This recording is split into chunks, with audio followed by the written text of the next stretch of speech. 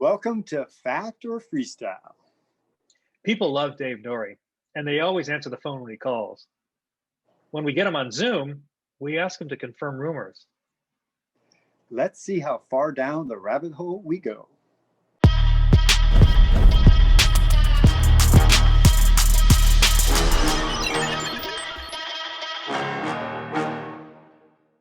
So I have a bit, and Jim and I conspired on this bit. And it was supposed to happen at Battle with Alliteration, but it didn't. Oh no. So what we're gonna do here, happened. So we're gonna watch Dave's reaction. Frank, Dave does not know the story of in the axle peg and the consequences. And wait, I'm not sure if I'm familiar with this either. Yes. Okay. So I guess I'm going to be the one telling the story, and Jim, if I miss any, any details. So Jim,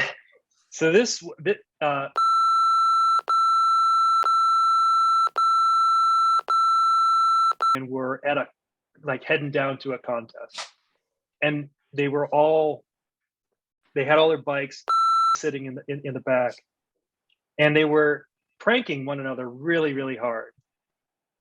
And so takes his bike out, and he looks, and he goes to take his axle peg off, and there's something there's like grease on the like in the deep socket. Into axle peg, and this came to light. Blew a gasket. And so they decided that he must pay for his sins, and so he had to do so in kind. And so what they came up with was that he would, but he was adamant that had to shower. And so this being at a contest, there was a great amount of interest, and there was a hotel room with like 50 dudes. This is my least favorite question or thing you're doing in all this. I'm with you, Ray. I've checked out. I never thought the word and was ever going to be in fact or freestyle. But exactly, Joe. It's not going to be. Only your reaction is going to be. I'm bleeping all of the bad stuff out. Cringe factor reaches 10. And Keith, so, are you okay with? Because Keith looks a little cringed as well. Keith, did you hear this? Is this something is this the kind of thing that would happen back in the day to, celebrities like you? I'm not a celebrity. No, not in the league. Okay, well, let's move this on, Joe. Because come on, move this on. Let's drag this out a couple more minutes. Ray box and handed it in the door in Alabama, but this is way past that. I mean, only thing that got hurt there was a shoebox in a hotel room, but good grief, this is. So is this fact or is it freestyle? I think it's freestyle. I mean, just to clear, Joe, it's freestyle. No question asked. Okay. What contest was this at? Jim, what contest was that? I don't know. I've only heard this from third person. It's like an urban legend of Flatland. But it has to be it has to be post. It can't be post 2017, right? No, it's before this. This is an old story. Because I've spent many contests since, so I probably would have heard of that before. I think Well, it was Art Thomason who told me this story. Actually, I think it must have happened in Japan. Stuff like that always happens in Japan. Yeah. Impossible. Impossible that it happens somewhere else. I mean, many crazy things happen in Japan, as we all know, because we have all seen the video. But anyway, Keith, what were you going to say? I was going to say, I do take that back because I do think of something, a story similar. I do know of one time, this was back in the, I'd say the mid 90s. And I was doing a show for a particular person, and this particular person, one of the riders, the ramp riders, got hurt. And we went out to like a Western sizzling where that rider that got hurt stayed back at the house.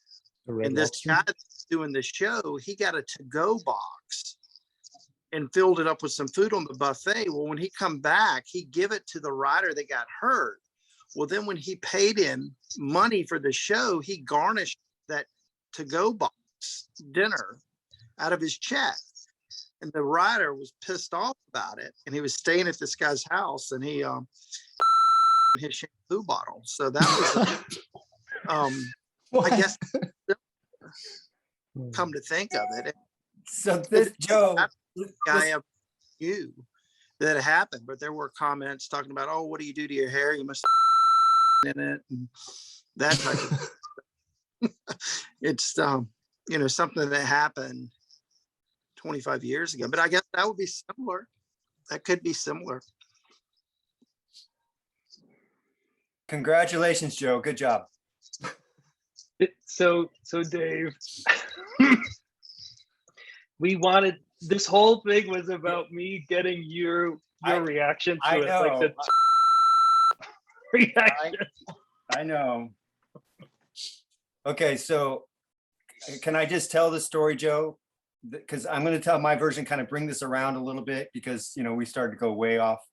So Okay. I was in like Kingsport, Tennessee, and I'm doing shows with Brian Blyther, and we had this Australia. It's just Brian and I, so it was a fall tour, and Haro sent us out. We did about, I don't know, 3 weeks worth of show all through southern states, and I think I've told this story before, so forgive me, Joe, but I just think it's appropriate.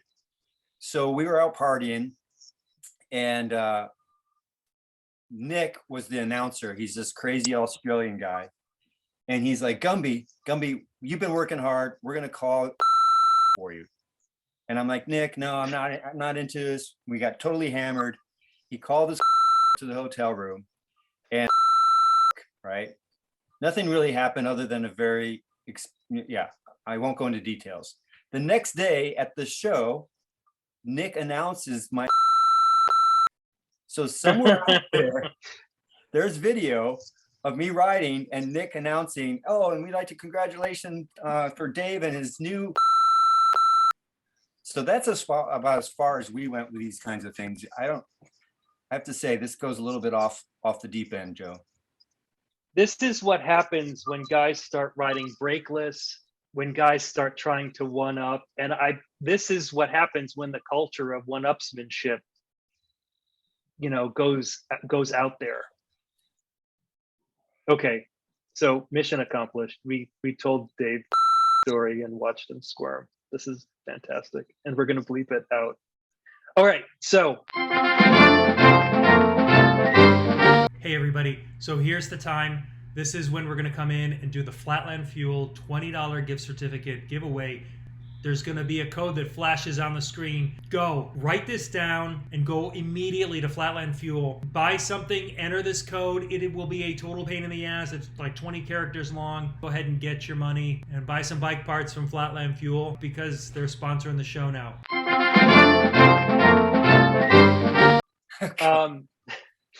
All right, so this is going to be episode 42, and the next episode is going to be episode 43. Guys, Frank, who should we have on for episode 43? You got to have Maurice Meyer on for 43, even though you've already had him, but Okay. he is 43, so if that makes sense. you mean what facts or what people? Both, maybe. I mean, I'm over here in Europe, so I'm not too familiar with the scene in the US. So some names might be not as familiar to me as they might be to you. So, but right now, I can think about something. I have some pretty interesting facts of freestyle over here in Europe as well. Can tell. So Keith, you're really superstitious. What would you do for episode 43? Oh, yeah, I mean, you need Richard Petty. That's his number, but he's not a biker. So Can you get that? Can you have that? Can you arrange that? arrange Richard Petty. I'll call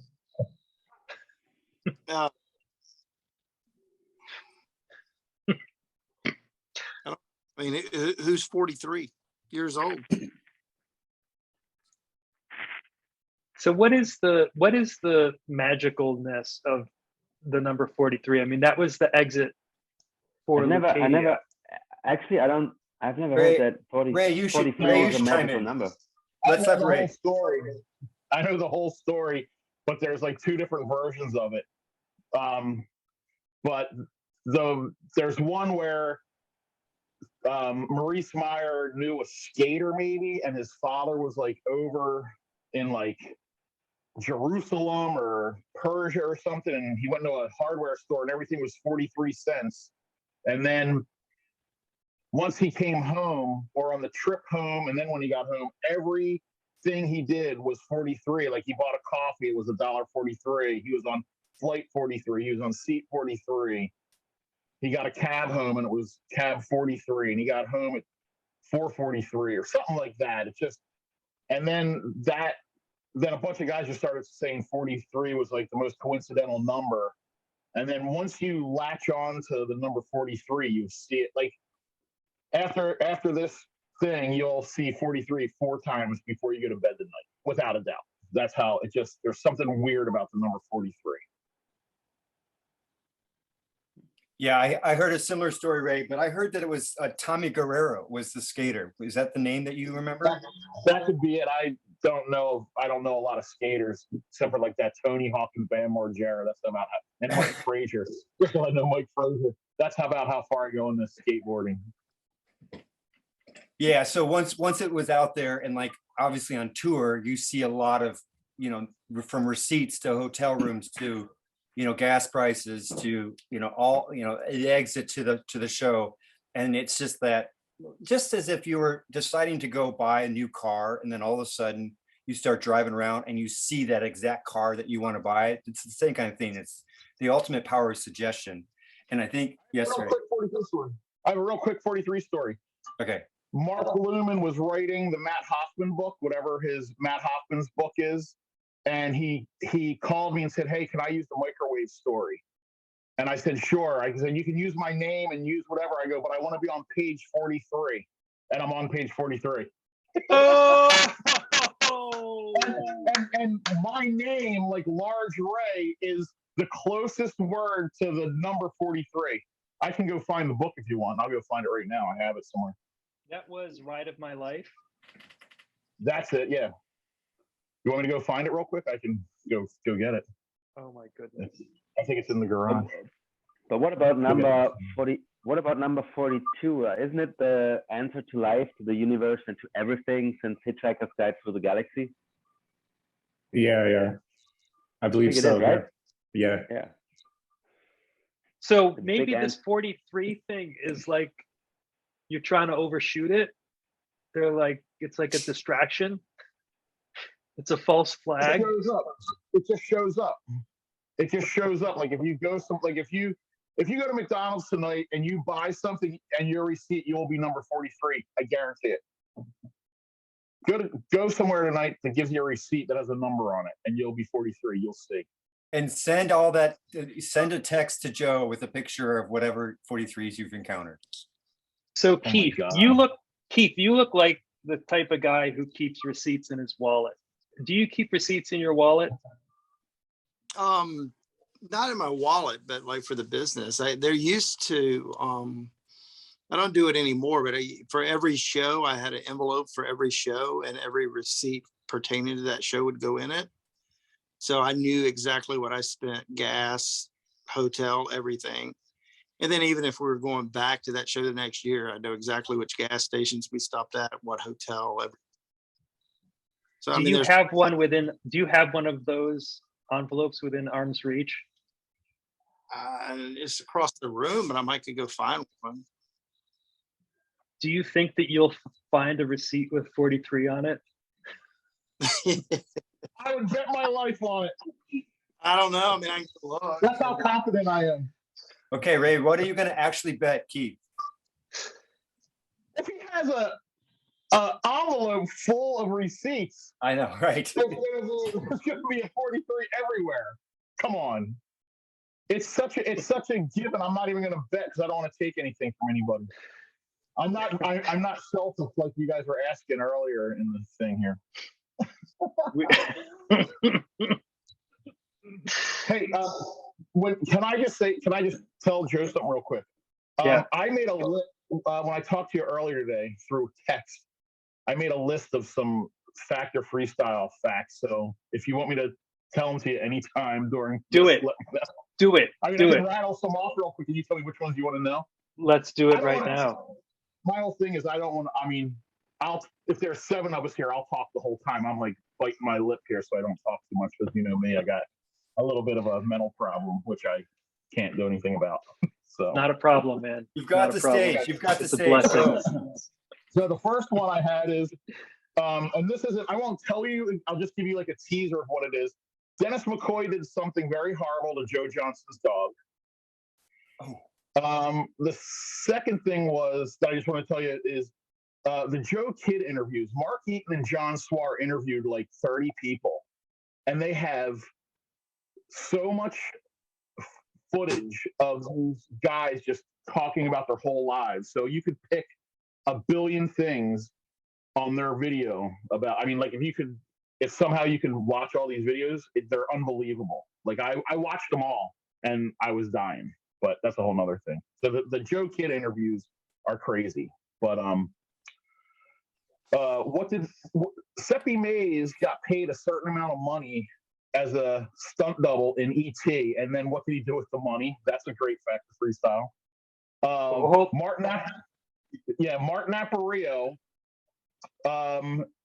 showed a trials rider something that they now use today in every aspect of their sport, where they were doing something, and Martin goes, "Why don't you just do this?" And they're like, "Whoa, that's a game changer." It's like crazy. It's like when they first put pegs on a bike to do flatland. It's that for trials riding.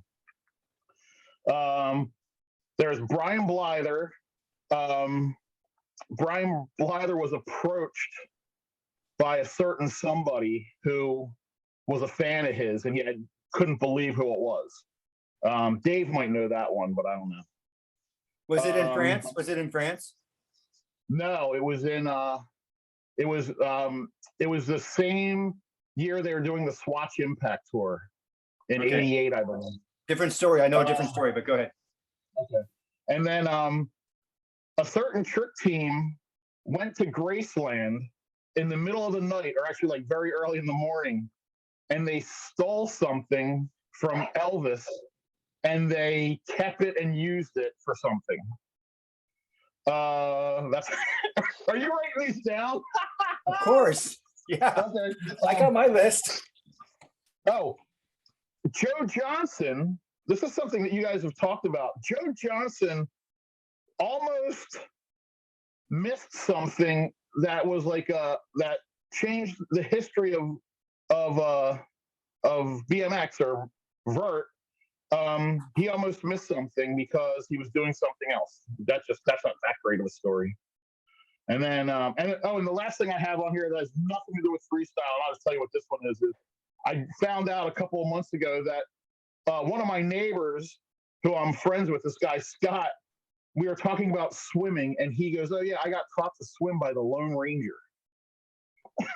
I thought Joe would like that. For some weird reason, I thought Joe would like that. The Lone Ranger taught my friend Scott how to swim. Oh my God. So, I mean, if that was me, I'd have a shirt on right now that said the Lone Ranger taught me how to swim, because that's a pretty great fact. So Is that's what I've got. All right. Frank, which of those do you want to hear? Seppi Mays, Martin Aparicio, and the Trials hack. What some guys stole from Graceland, or what Joe Johnson almost missed. I know what somebody stole As, from. as an Elvis fan, I would say the Graceland story sounds really good. Yeah, I All know right. that. All right. So, all right, let's do the Graceland one because Keith can corroborate it. Okay.